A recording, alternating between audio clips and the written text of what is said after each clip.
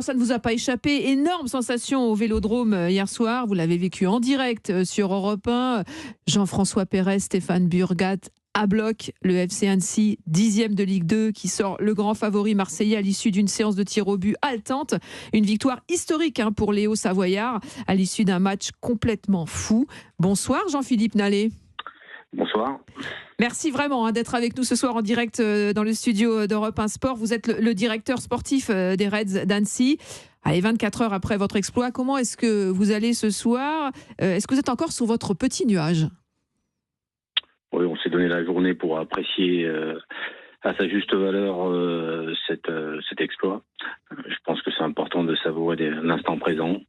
Et à partir de demain, on va être focus sur le match de Metz, qui est un match très important pour la course au maintien. Alors, vous avez la victoire, très. Vous n'avez pas fêté ça jusqu'au bout de la nuit. Vous avez été très sérieux finalement.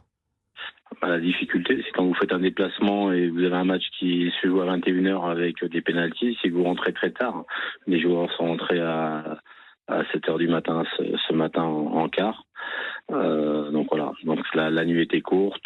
On a fait en sorte que les joueurs aient un entraînement pour ceux qui n'avaient pas beaucoup joué et puis des soins pour les 11 titulaires.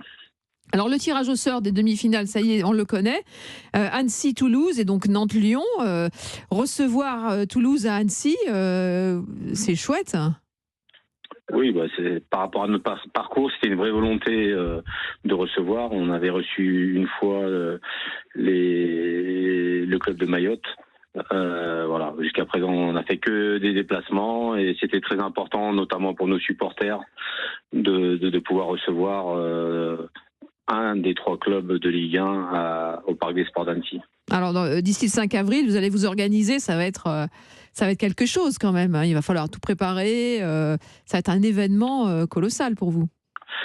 Alors, un événement colossal. Je vous cache pas que la montée de National 1 en Ligue 2, oui. Le 13 mai dernier, c'était le même type d'événement.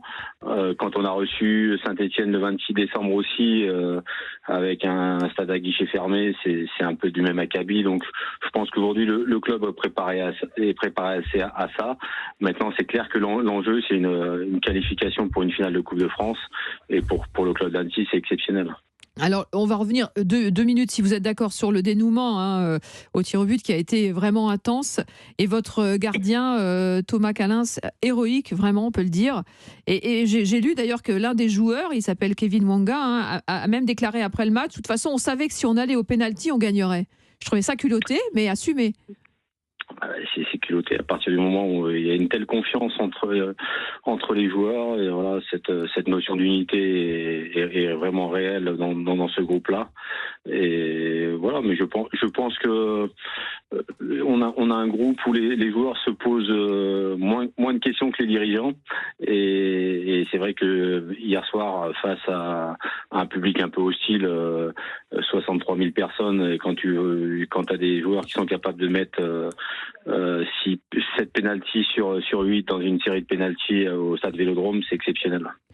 Cédric Chasseur, vous avez une question pour justement, notre invité Jean-Philippe Nallet. Sur ces séances de tir au but, est-ce qu'Annecy les travaillait, ces séances de tir au but, parce qu'on n'arrête pas de dire et on n'arrête pas de vivre dans une époque où les joueurs nous disent c'est de la loterie, c'est quelque chose qu'on ne bosse pas forcément en entraînement.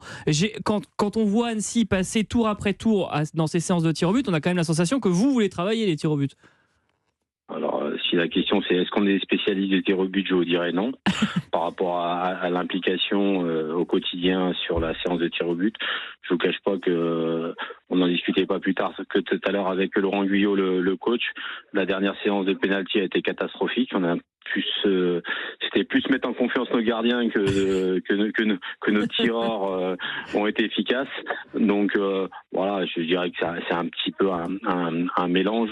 Voilà, mais ce qu'il faut louer, c'est le sang-froid des joueurs, être capable de faire ce qu'ils ont fait. Cette séance de pénalty est aussi efficace dans un stade comme le stade Vélodrome, c'est vraiment un exploit. Jackie Bonnevet. Bah déjà, bravo, félicitations. Et puis la question que je me pose, c'est qu'avant le tirage, vous deviez rêver de recevoir ce qui arrive et puis peut-être aussi de rencontrer Toulouse, en sachant que Lyon et Nantes étaient peut-être les gros favoris, sont peut-être les gros favoris. Et après cet exploit, est-ce que vous vous dites pas, et pourquoi pas une finale maintenant? Alors, de toute façon, comme pour Marseille, je ne vous cache pas qu'on a mis tout en œuvre pour aller se qualifier à Marseille. Voilà, donc la qualification, bien sûr, c'est une surprise, mais en tout cas, ce qui nous anime, nous, c'est d'être à partir du moment où on participe, je dirais, à une compétition, d'essayer de mettre tout en œuvre pour être performant, et que le match de Toulouse, je veux dire que ce soit Toulouse, Lyon ou Nantes, on aurait pris le match de la même façon, et on sait très bien que Toulouse est une excellente équipe, hein. On l'a suivi toute l'année dernière en Ligue 2 avec un parcours exceptionnel, et ils ont des joueurs de talent. La preuve, le résultat 6-1 contre Rodez, qui avait éliminé et Monaco et Auxerre à domicile, montre que c'est une équipe redoutable.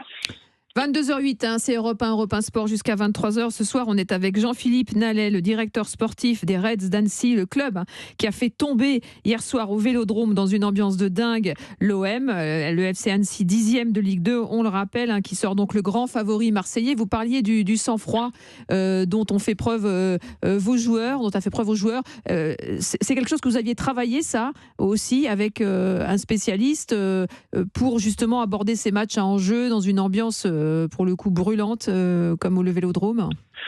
Je pense qu'on a la chance d'avoir un coach qui a une certaine expérience, qui a demandé aux joueurs de se servir des sifflets du stade Vélodrome comme source de motivation, et je pense que ça a fonctionné. Voilà, je pense que c'est important d'avoir un coach qui a connu ces ambiances-là, d'avoir certains membres de l'effectif qui ont connu ces ambiances-là, avec des joueurs comme Vincent Pajot, Ahmed Kachi ou Alex Bozetti, même s'il n'est pas rentré hier. Mais je pense que ça leur donne de la confiance, et le partage d'expérience a été en fin de compte bénéfique pour l'ensemble du groupe hier.